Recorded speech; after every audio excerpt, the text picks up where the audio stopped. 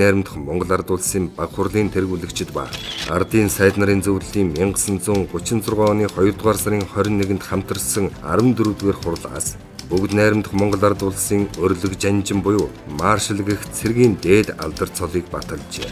Ингэхдээ маршал гэсэн үгийг монгол хэлний өрлөг жанжин гэсэн үгтэй дүүцүүлсэн нь оновчтой сонсголонтой болсон байна.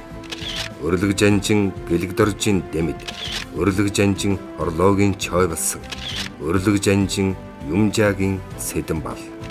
Бүгд найрамдах Монгол Ард улсын өрлөг жанжин буюу маршал цолыг ерөнхий сайдын орлогч цэргийн яамны сайд бүх цэргийн жанжин дэмэд ерөнхий сайдын орлогч чой болсон нарт шагнан олгожээ.